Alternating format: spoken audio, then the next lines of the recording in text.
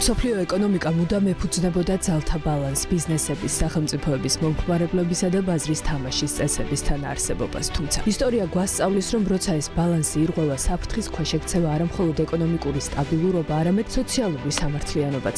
სწორედ აქ იკავებს თავის ადგილს კონკურენცია. არა როგორც უბრალო ეკონომიკური ტერმინი, არამედ როგორც თავისუფალი და სამართლიანი ბაზრის ჟანგბადი და ეკონომიკური პროგრესის მთავარი მამოძრავებელი ძალა. სწორედ ამ ფუნდამენტურ პრინციპსა და მის მნიშვნელობას გვახსენებს ყოველი წლის 5 დეკემბერი, თარიღი, როცა მთელი მსოფლიო კონკურენციის საერთაშორისო დღეს აღნიშნავს. იდეას საფუძველი 1980 წელს ჩაეყარა, როცა გაეროს გენერალურმა ასამბლეამ დაამტკიცა დოკუმენტი, რომელიც ცნობილი გახდა როგორც ბიზნესის შემზღუდავი პრაქტიკების კონტროლის შესახებ შეთანხმებული პრინციპები. ეს იყო პირველი გლობალური სამართლებრივი ჩარჩო, რომელიც მიზნად ისახავდა კარტელების, მონოპოლიების, ფასის ფიქსირების, ბაზრის ძალადობრივი კონტროლისა და სხვა ანტიკონკურენტული ქცევების აღკვეთას.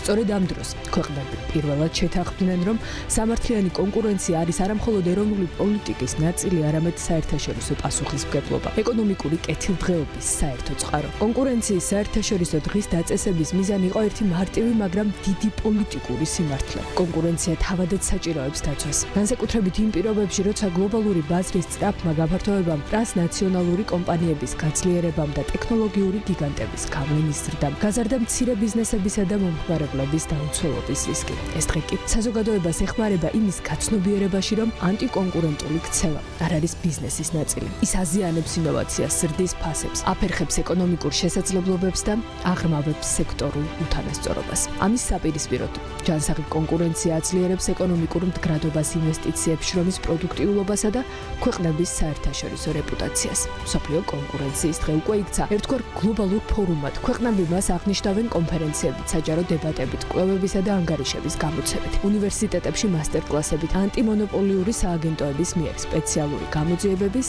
ან ინიციატივების წარდგენით. თითოეულ წელს აქვს თავისი თემა. იქნება ეს კონკურენციის პოლიტიკის გავლენა უთანასწორობაზე, ჯანდაცვის ბაზარზე, სამართლიანობის უზრუნველყოფა, ციფრული ეკონომიკის რეგულაცია და ასე შემდეგ. კონკურენციის დღე არაერთი სახელმწიფოს ეკონომიკისთვის იქცა გამაძლიერებელ მექანიზმად. ქვეყნებმა უკეთ გააცნობიერეს, რომ როცა კონკურენციის წესები სწორად მოქმედებს, იქ იზრდება ინვესტორების ნდობა, სტაბილურდება ბაზრები, მცირდება კორუფცია და ბიზნესი მეტად გამჭვირვალე ხდება. სწორედ ამიტომ ეს დღე ხშირად აღინიშნება როგორც ეკონომიკური რეფორმების სიმბოლო, განსაკუთრებით განვითარებად ქვეყნებში, სადაც კონკურენციის დაცვა ნიშნავს ძლიერი და დამოუკიდებელი მარეგულირებლის არსებობას. მიუხედავად წინსვლისა, არაერთი გამოწვევა მსოფლიოს მასშტაბით კვლავ დღის წესრიგშია. ტექნოლოგიების, ციფრული ბაზრებისა და გლობალური კორპორაციების სწრაფმა აღმავლობამ კონკურენციის პოლიტიკა საერთაშორისო დებატების ცენტრად აქცია. დღეს უკვე საკმარისი აღარ არის მხოლოდ მონოპოლიებთან ბრძოლა.